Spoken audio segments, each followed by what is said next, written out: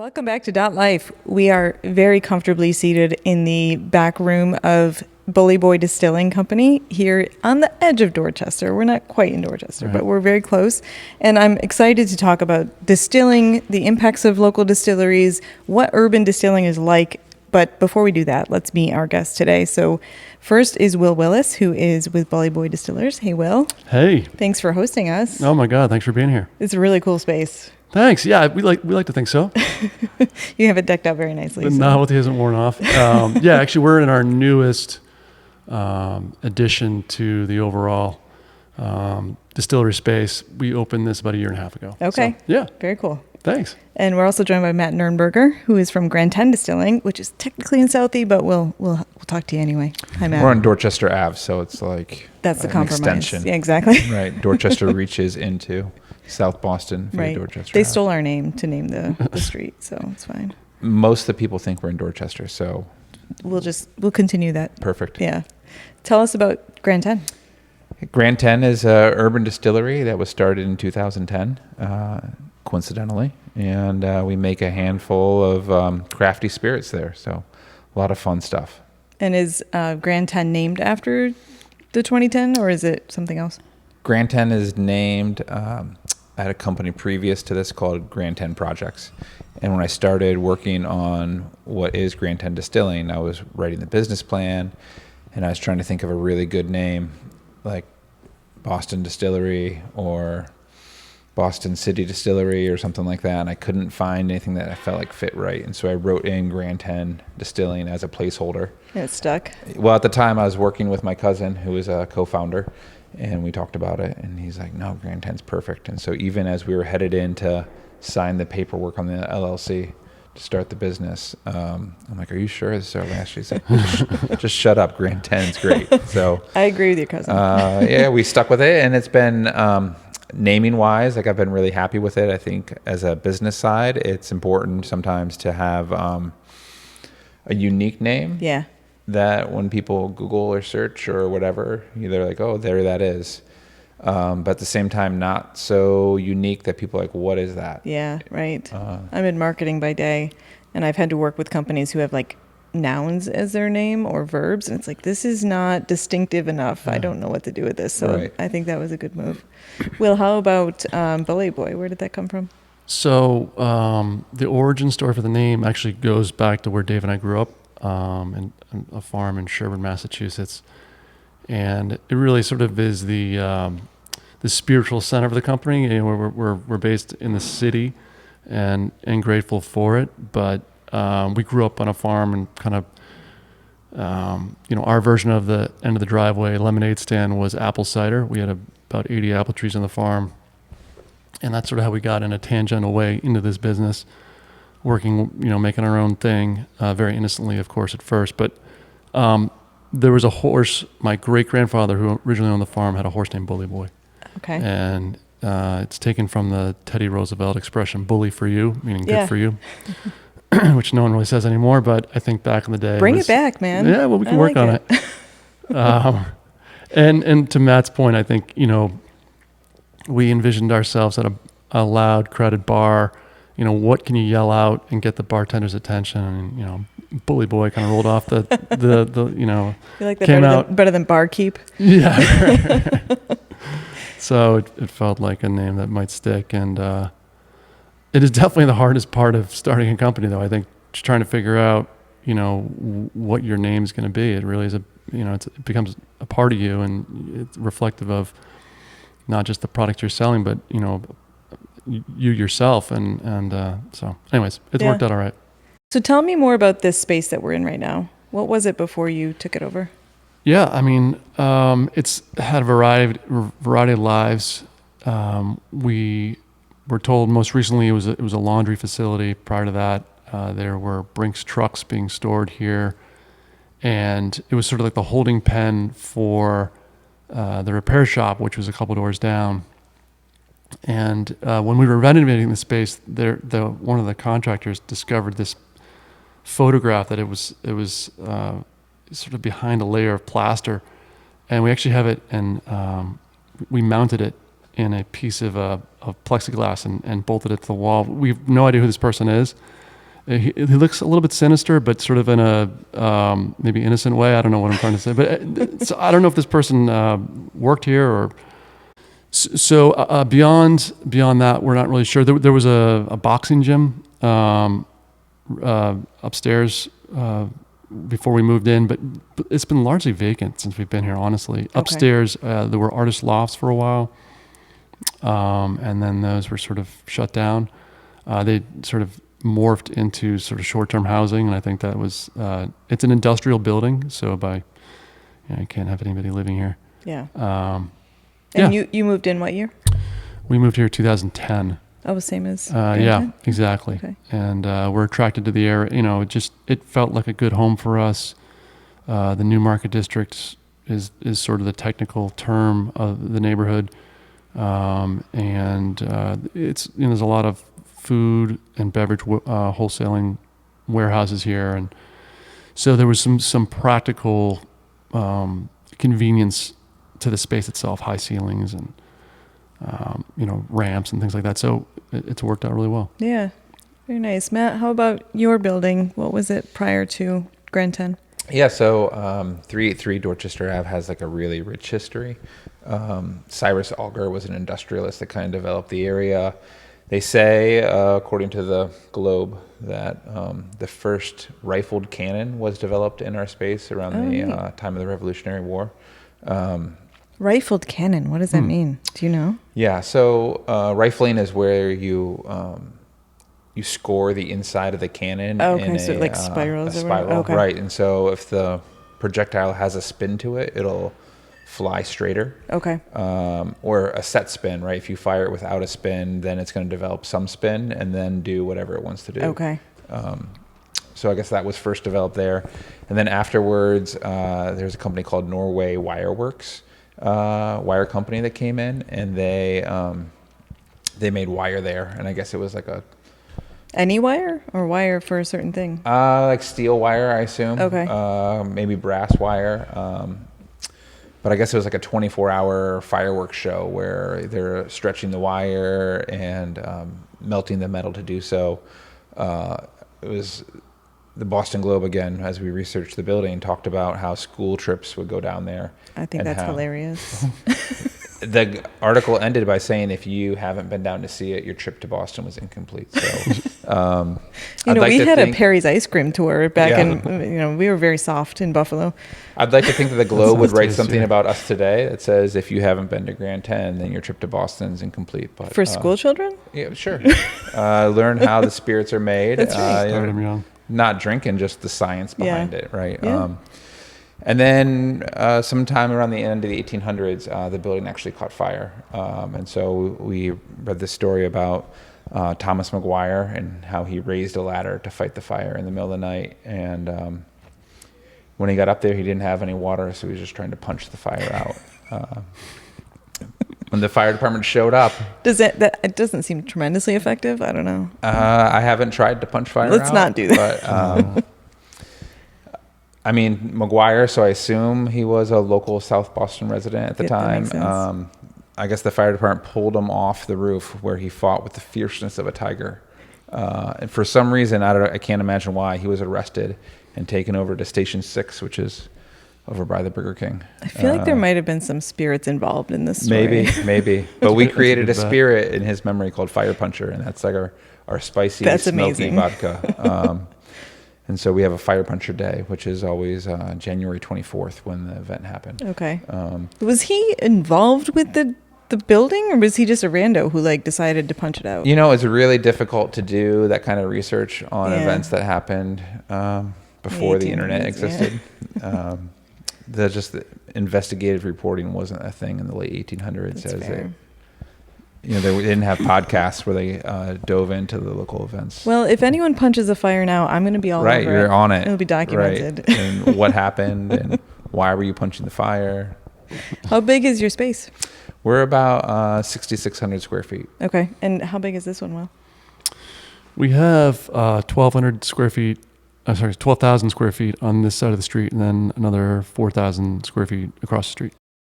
You mentioned, Matt, that you have a fiery vodka for the Fire Puncher Man. Yes. Yeah. Thomas McGuire. Yeah. Fire Puncher vodka is chipotle pepper vodka, and then we infuse hickory smoke through it, so it kind of bubbles through to give it that the complete package of, as the building was burning, what what people were smelling and tasting. right, what Thomas McGuire was maybe experiencing as he's punching it out. But we make a variety of different stuff. We do some rum, we do gin, we do vodka, we do whiskey, we do some brandies, and of course some liqueurs. When I started GrandTen, it wasn't like a single focus of like, oh, this is the thing I want to make. It was, I'm interested in gin. I'm interested in whiskey. I'm interested in brandy. I'm not so interested in vodka, but everybody loves vodka. So, how can you make vodka more interesting? Right. Yeah. And so for Spencer and I, my co-founder, who is also my cousin, like our grandparents were both big gin drinkers. So Wireworks was our first official product that we put out. Named after the wire factory. Named after the wire factory, nice. Right, to tie it back into the building. And that was like I think a product that's still like very close to my heart as like the first one that we spent a lot of time on. And I feel like we really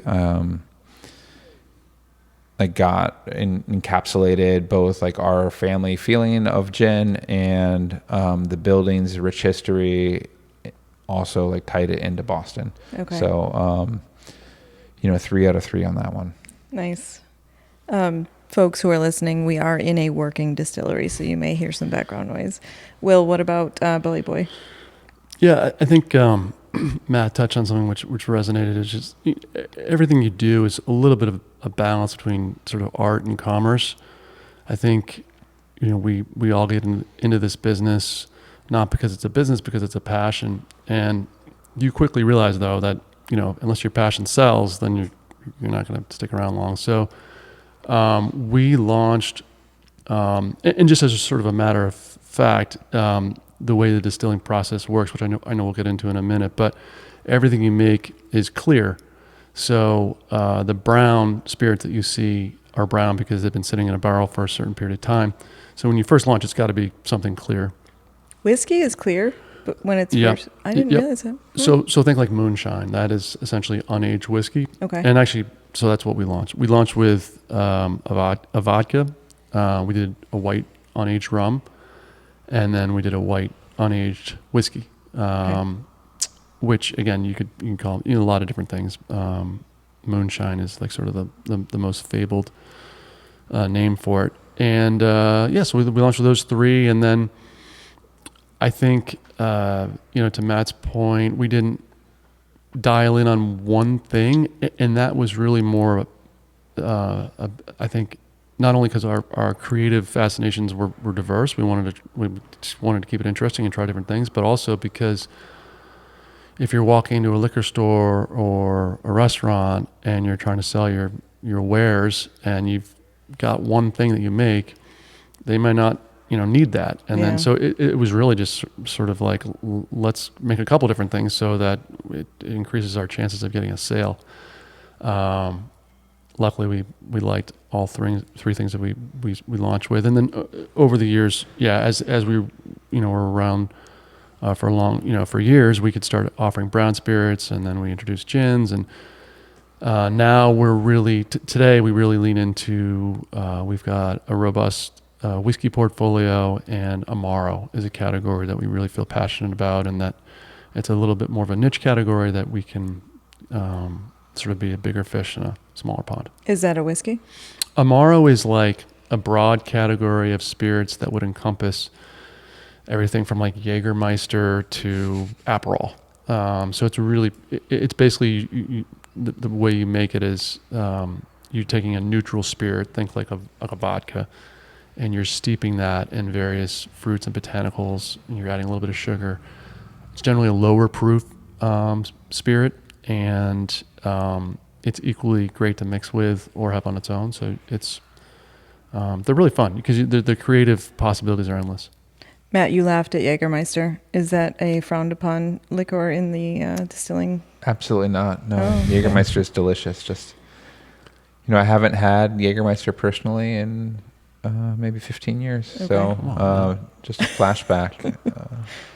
Yeah. But now that Will's brought it up, we'll probably head out after this and go do some Jaeger bombs. Yeah. Relive old times. Well, no, I don't think Jaeger bombs. I mean, I think we'll Oh. enjoy it as a neat spirit. We'll sip on it. I don't want Red Bull to get in the way.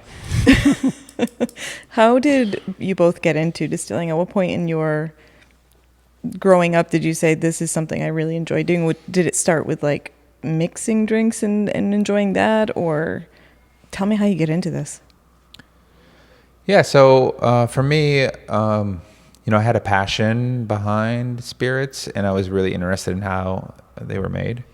I definitely didn't try to make any spirits on my own before getting a distilling license. Once I had that license, I then started to experiment with how to make spirits. But how I specifically started with GrandTen was I found myself in a job that I'd lost all my passion for, and I was like, how did I get here? And so I went back to school and got my MBA at Babson with a focus on entrepreneurship, and I was like, I'm going to get to Babson, I'm going to meet a bunch of other smart dudes. This was in like 2009, 2008 I started. I was like, by the time 2012 comes, I'll be retired from whatever .com thing we launched, and it's going to be awesome. But 2008 happened and the housing market crashed, and I got there and there were a lot of smart people, but I didn't hear any ideas that I felt like were really exciting, that really ignited me. And so that summer, I spent that summer really focused on, well, what am I going to do when I graduate? And at the time, craft distilling was very much in its infancy. So I spent the second half of that MBA career focused on launching a distillery. I decided, Boston didn't have a distillery at the time. We were both kind of started simultaneously. I remember the first time I heard about Bully Boy, I was heartbroken. Are you sitting both there. sworn enemies? I didn't realize that. No, not enemies at all. But Okay. you can imagine, you're like, oh, I'm going to start this craft distillery in Boston. There's craft distilleries everywhere in Massachusetts, but there's none in Boston. And you both had that And I'm idea at the gonna be exact like, same time. well, I think Will was a little bit in front of us. Okay. But he also didn't have to do the zoning that we did. So if we're going to get official, Right. Newmarket was very generous. And so I remember walking down the street, and my buddy texted me, hey, did you hear about this Bully Boy distillery? I'm like, what are you talking about?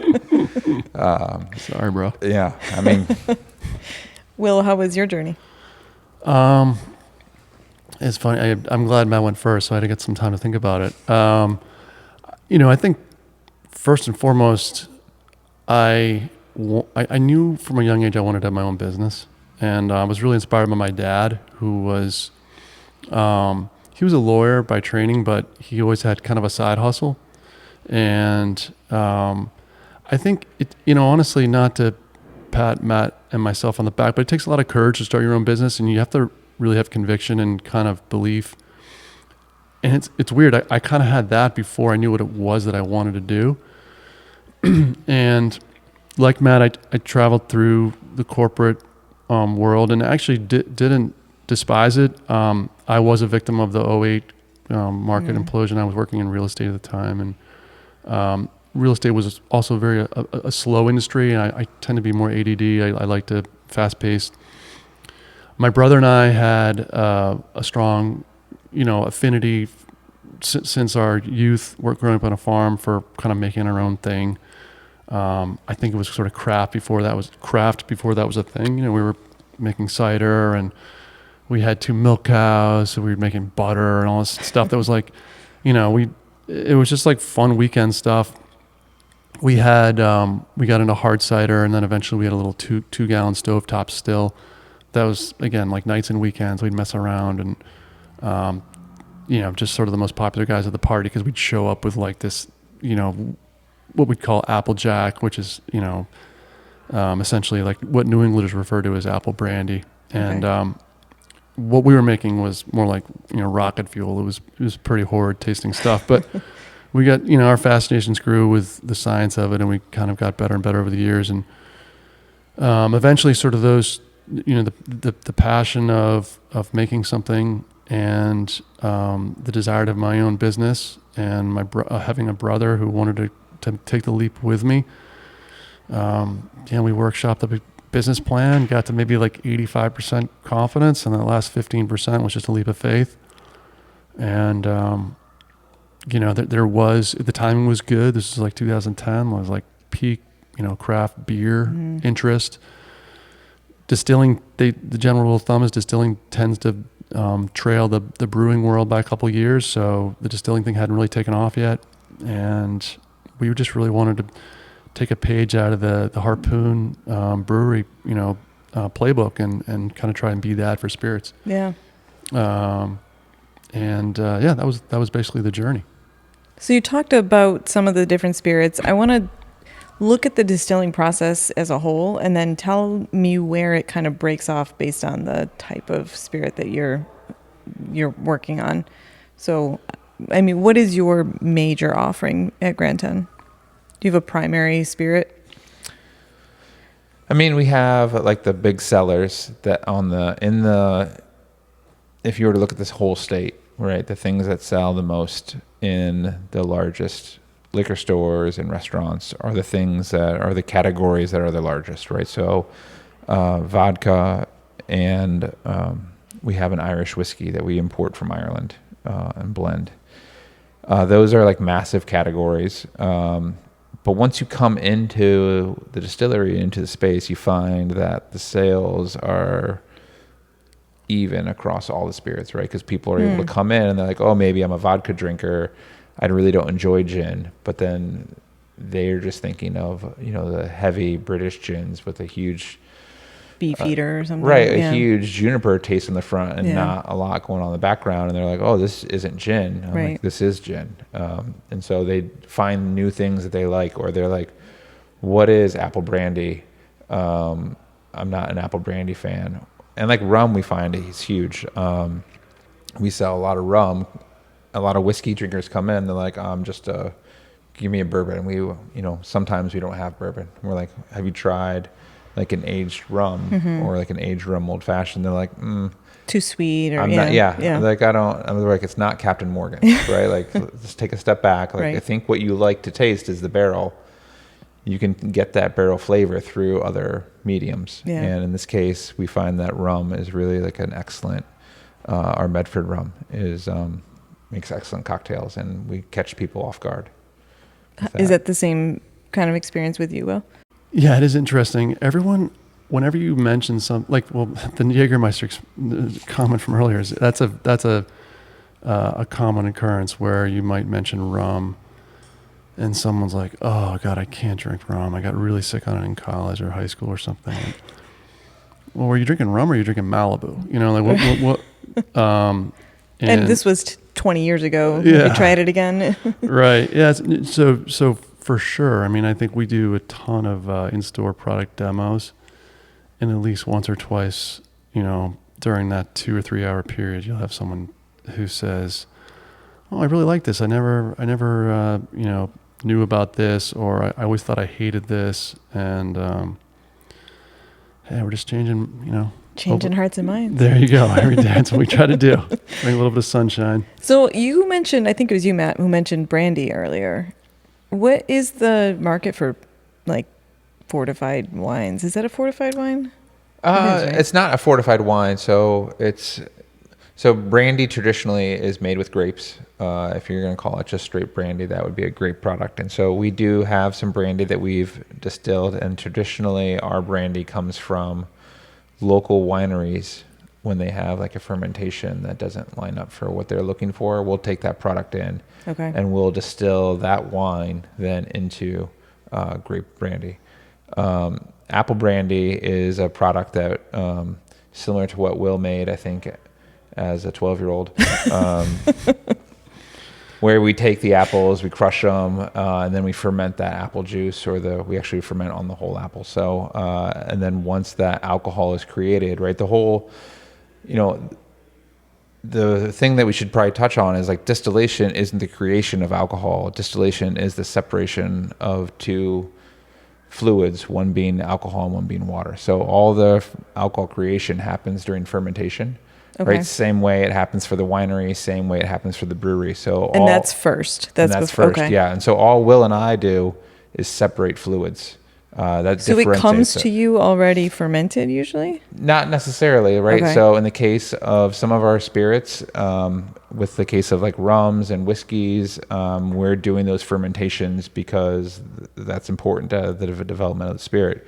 In the case of some of the brandies that we make, the grape brandies especially, that's wine, which is fermented grape juice, that the winemaker was like, this doesn't taste the way I want it to taste. I'm going to send it down the drain. Yeah. And I'm like, wait a minute. I'll pay you for it.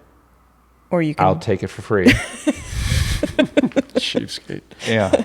And turn it into brandy and then put it in a barrel for, I don't know, they're 6, 7, 8 years old now. So, Okay. And then what happens to that? I don't know yet. Oh, Yeah, okay. It's a great question. TBD. Well, we've served brandy at the bar Yeah. at GrandTen. We've had brandy based cocktails.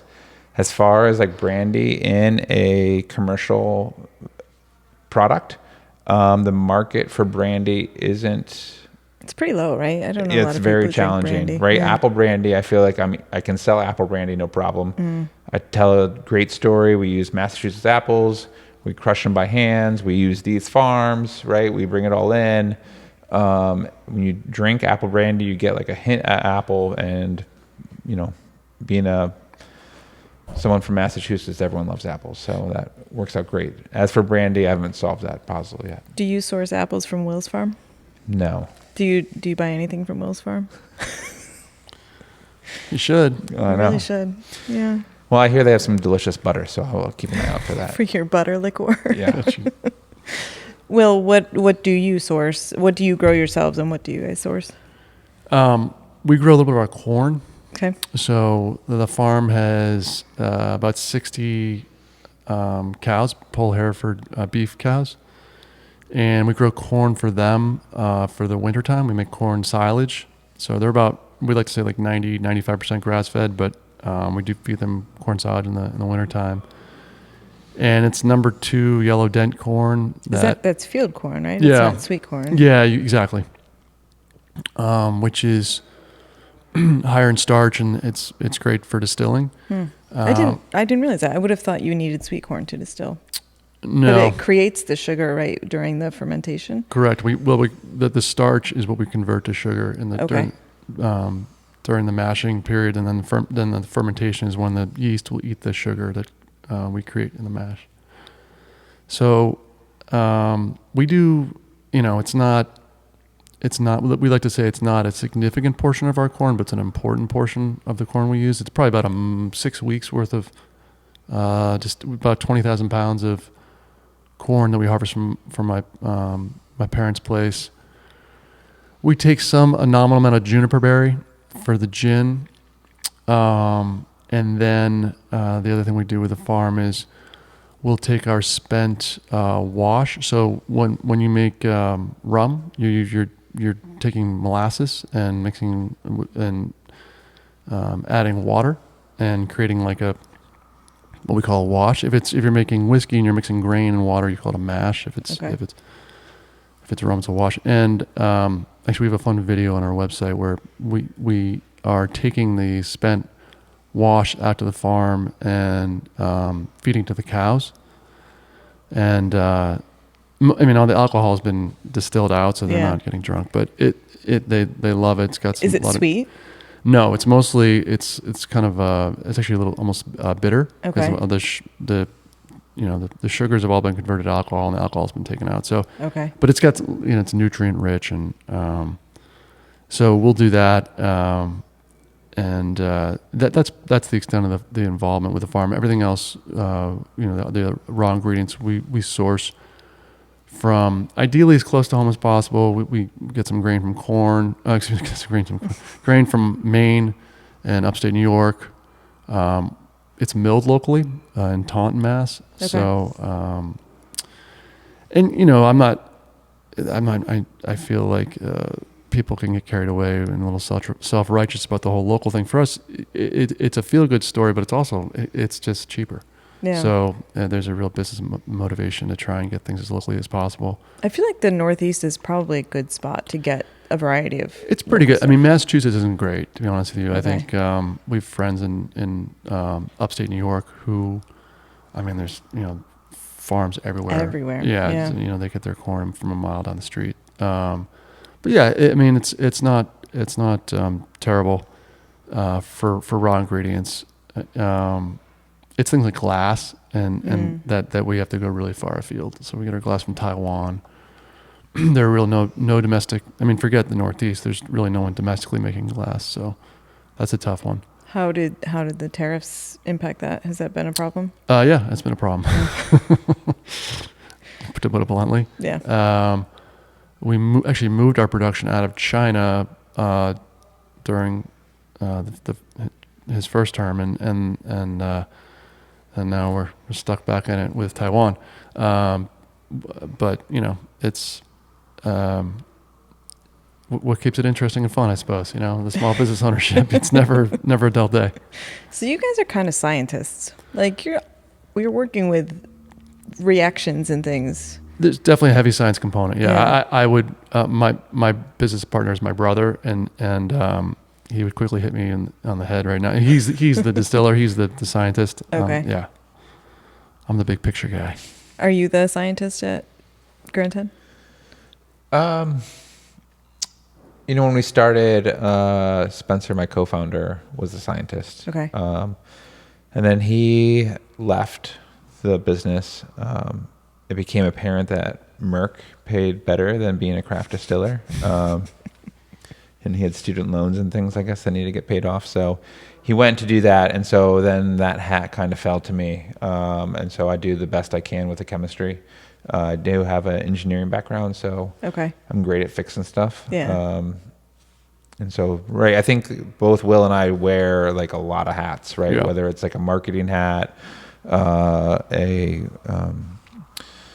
formulation hat, consumer insight hat, or like the janitor hat. I was going to say janitor. Yeah. Yeah.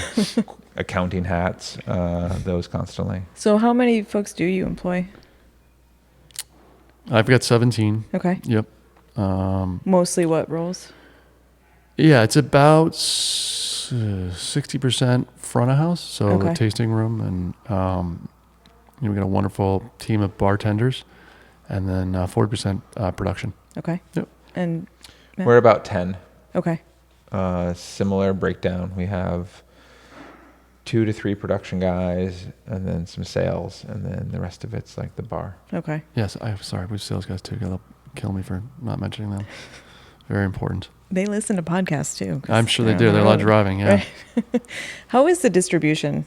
Is it easier because you're in a urban setting, or is it trickier? How many places are you in? Are you in restaurants and stores? Like, give me the breakdown of that. Yeah, you're asking probably the most important question that you're going to ask today is distribution. And back to my earlier comment, if you can't sell it, then you're not going to stick around long. So distribution, both GrandTen and Bully Boy have the benefit in Massachusetts of an access to what's called a farmer distiller license.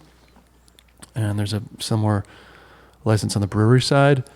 And all that means essentially the farmer is a little bit of a misleading. You don't have to be on a farm. You have to produce under a certain threshold of spirits. If you do that, you can self-distribute, and thereby cutting out the Hefty distributor. Yep, 25 to 30% Yeah. of margin, and then also more importantly, you're guaranteeing that you're going to get face time with the buyer.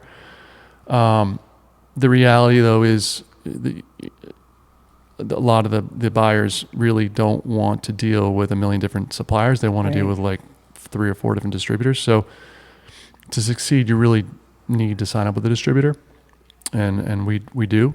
And it's a constant battle to stay on their radar because they've got 1,000 products to try and sell, and you want to make sure that yours is at least in the top 20 or 30. So you got to hire your own people to go out there and tell the story and make sure that bar managers and store owners and managers are asking their salespeople for Bully Boy. We don't technically sell.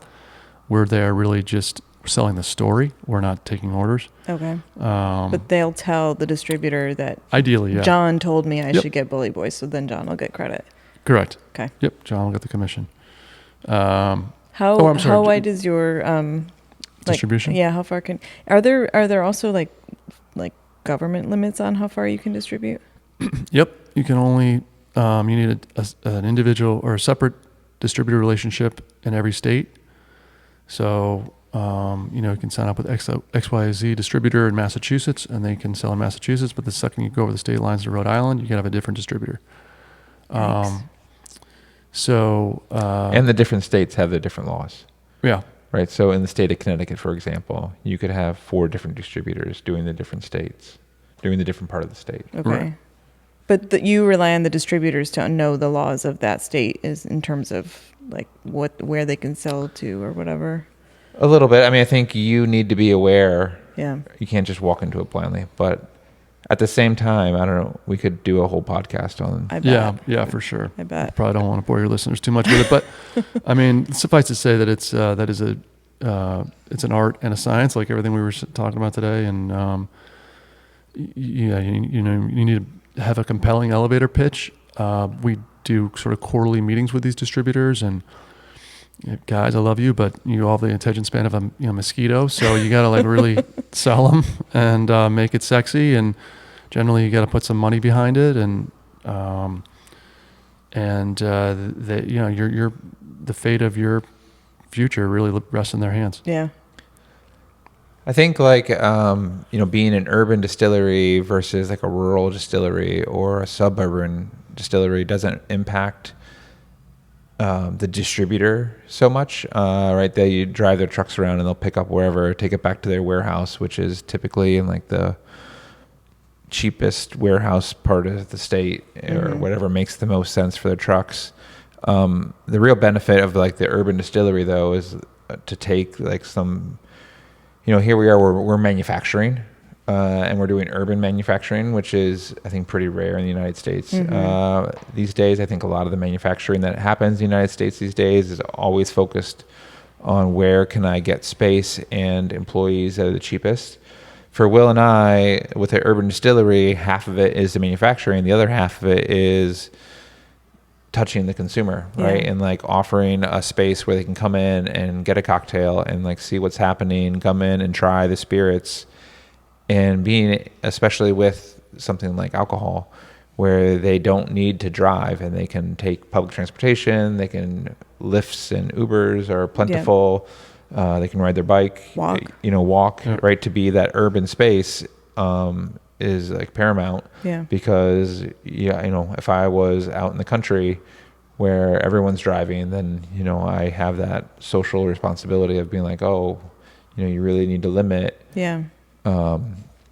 Whereas now my responsibility level is less, when I know that they're coming in on a lift, right, versus they're not driving. Still, I'm not, we don't serve people to the point where they're blackout drunk. Right.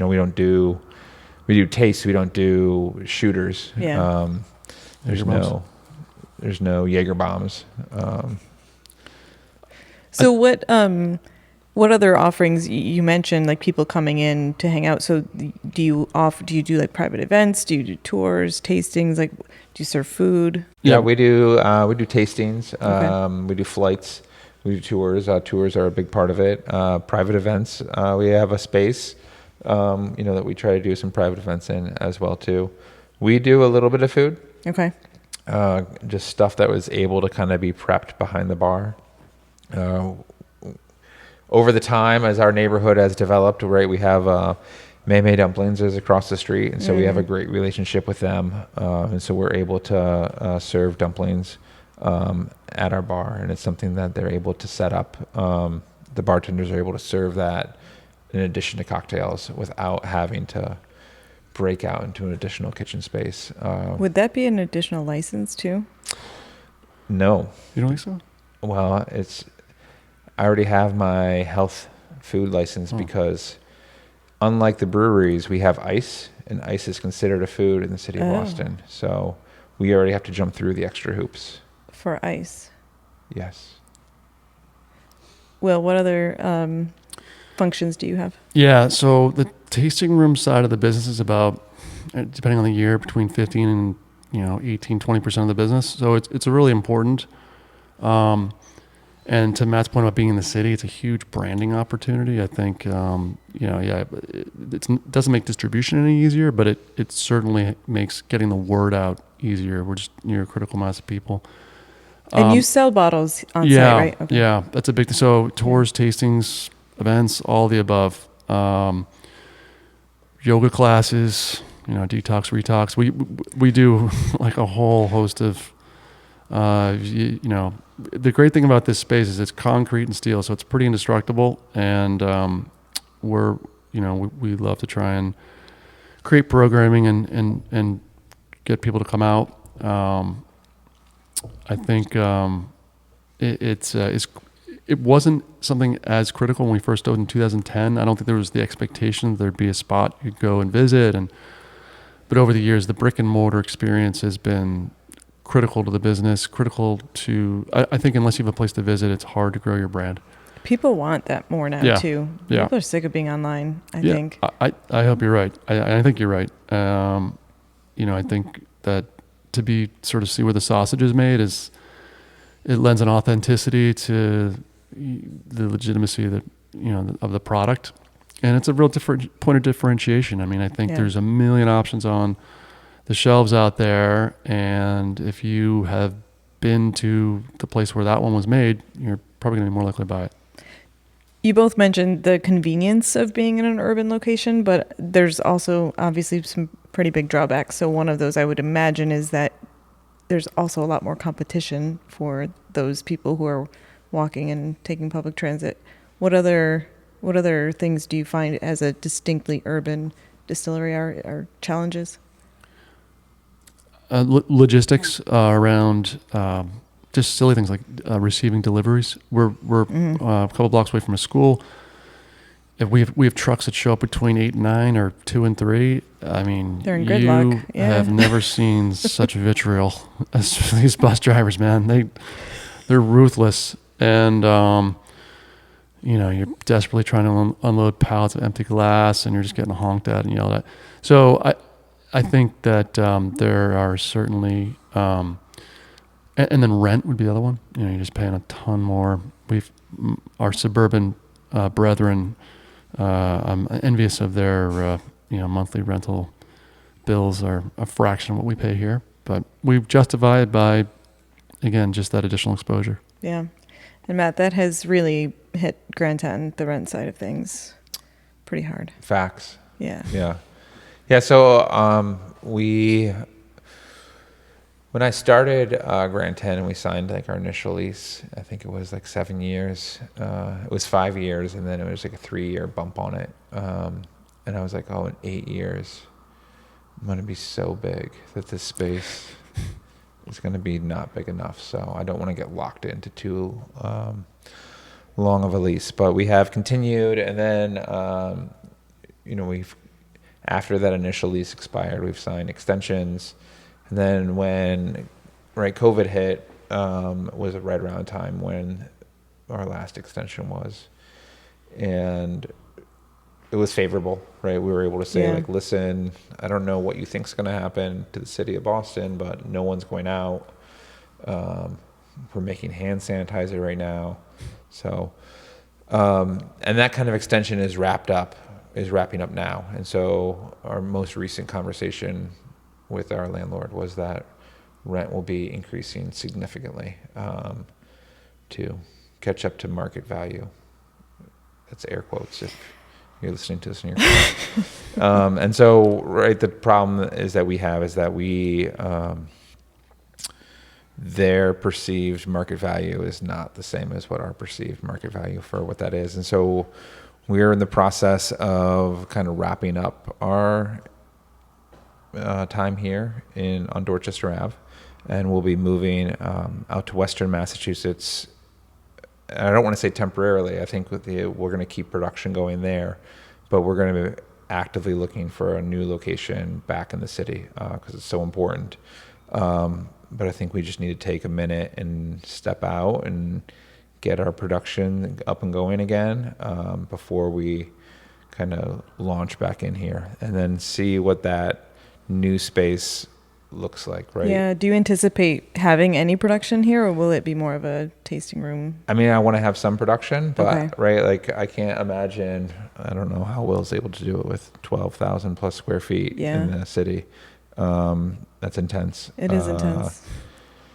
And like to really get a hold of like what is it that the city and the residents of the city want in a space, right? We've seen in the city of Boston, we've seen so much. We've seen like the adult putt place, the like adult F1. dart throwing place, like the adult like Ping pong, whatever it is, yeah. right? Ping pong. And so I don't know. When I think back to when we started the distillery, I was like, oh, we'll have like a ping pong table and we'll have like a dartboard, and you know, I probably didn't think we'd have putt, but you know, so as we look to come back into Boston, I think we need to take a look and find a space that like fits the industrial side of being a distillery, but still have the charm of someplace special that fits like the GrandTen brand. So Yeah. it's going to be challenging.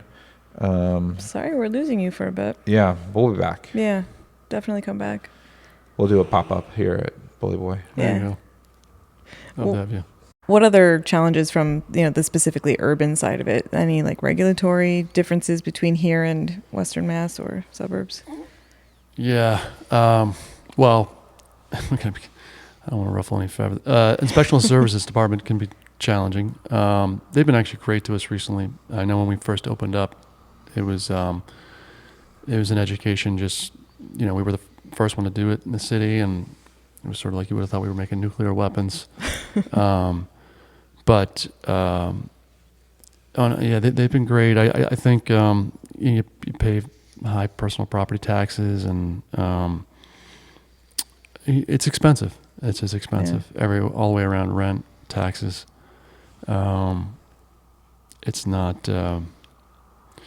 But you know, there are certainly benefits. They cut us a lot of breaks on, you know, being allowed to have a tasting room and things like that. They've been great about. So Let's talk about the benefits. So what are the benefits to the city of having places like this in the city limits, and why should we be encouraging more of this type of business? Well, I think, you know, honestly, like it lends a lot to the spirit of the city, no pun intended. I think that we feel like we're a unique offering. To Matt's point, that urban manufacturing is something that is you know, a dying breed, and frankly, we benefit so much from the brand of Boston. And I think a big part of that has been that you know, there's a real authenticity to this town, and it's certainly a town that has persevered through ups and downs of various cycles, whether it's you know, reinventing itself with different industries, and we like to embody that. I think that we're a place where people can come and enjoy themselves, and I don't know. Help me out, Matt. I think you guys bring an element of cool to the city. Like, it's pretty cool that there's distilleries here. Awesome, I'll take that. I didn't mean you guys personally. I meant your company. Okay, right. That's more like it. Right. I mean, I think that's like a huge part of it, right? There's alcohol tourism, and Sam Adams obviously has a rich history, Harpoon, right? And these were kind of founding beer brands in the craft movement. And since then, I would say that like Trillium definitely benefited in the city. Dorchester Brewing. Back and forth, yes, Yeah. absolutely. And so to offer you know, the other side of that, which is like distillation and spirits, I know that we get a large amount of tourists that come through, and they're specifically looking to visit distilleries, and they've chosen Boston to visit the distilleries that are here in the city. Because there's also Harborside, right? Or Boston Harbor Distillery. Boston Harbor, So there's three, right, in the same kind of area. Yeah, So, there's one in Charlestown as well too. Okay. Yeah, that's pretty cool. I mean, you talked, Matt, about the challenges before we started recording, the challenges of finding a building in the city that can fit this kind of operation. But the flip side is there's not a lot of things to do with buildings like this in the city. So having a distillery in them is a really great option to repurpose these old niche buildings. Absolutely. It's really interesting. All right, I've got 3 questions for you to end this. Oh, geez. I've got 4 answers. Okay, perfect. I've got 1. I want you to tell me what your favorite spirit is, what you would recommend to a person who came to visit your distillery, and what your favorite place to eat in Dorchester is. Matt, you go first. I'm ready to go. Yeah, I can Give tell. Will a second here to Okay. think about it. Right, like it's tough as like a distiller and like a business founder to say like, what's your favorite spirit? I guess maybe we can tweak that to like, what are you into right now? Yeah, Yeah. I got it lined up for you. Here we go. Okay. So we have a gin that we barrel aged for 2.5 years, and it was aged in a sherry barrel, and it is something I think we bottled at 102 proof. So it's got like some bite to it, but it has so many rich flavors in it. So it's got some of those sherry characteristics, some of that like dark fruit that it pulls in, but it's also a gin, which means that it has like a botanical side to it where it has some depth to that. It works great in cocktails. My current favorite cocktail with it is like a Saturn, which is a tiki cocktail. Okay. And like you think gin and tiki, it doesn't really work, but Yeah. it does work. It really comes off great. And then we also have another cocktail that is no longer on our cocktail menu at the distillery, but it was like a variation of a bee's knees made with that high proof gin that was barrel aged, which we call it Bad Girls Honey. Nice. Lyrical reference there. But if somebody comes into the distillery, it's tough for me to say like, hey, this is what I suggest, because it's going to be an instant conversation. Like, Yeah. I don't want to say like, somebody walks in and they're really a bourbon, focused geek. I'm not going to be like, oh, you should try our cranberry liqueur, Yeah, okay. and vice versa. So it's an immediate conversation. And I try to like see, you have a key, and let me find the right keyhole that's going to fit that key to scratch that itch for you. But you cautioned against like thinking that you don't like a certain spirit because you had it once and it Right. didn't work, It's all so, about yeah. conversation, right? Okay. You test the waters, and if someone comes in and they're like, oh, I can never drink gin again because of that Tanqueray that I Yeah. got sick on. I'm like, okay. Like when you say never again, do you mean like never, never? Or like never for a minute. Right. Yeah. And then as far as like your third question, I think one of my favorite spots, like still is Side Chick.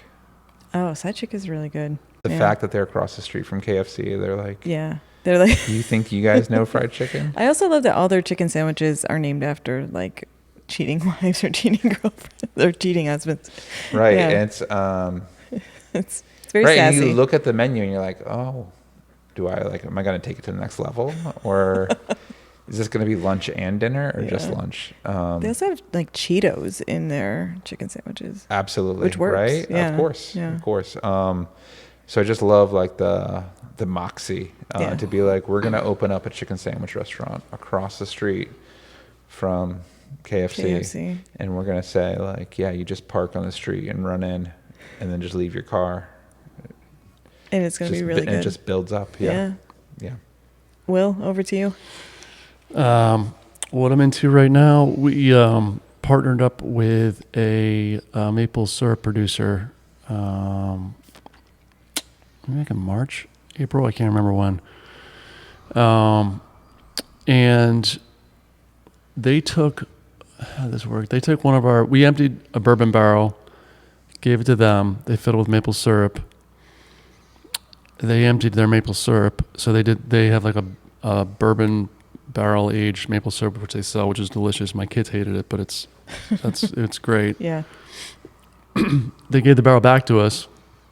We filled it back up with bourbon, and we finished some bourbon in this now maple, barrel that's now wet with maple syrup. So we're releasing that. I've had a previewed bottle of it, and it's unbelievable. So it's a maple bourbon.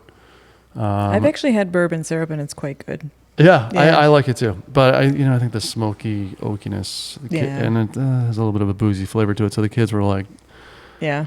these aren't the flapjacks I'm accustomed to.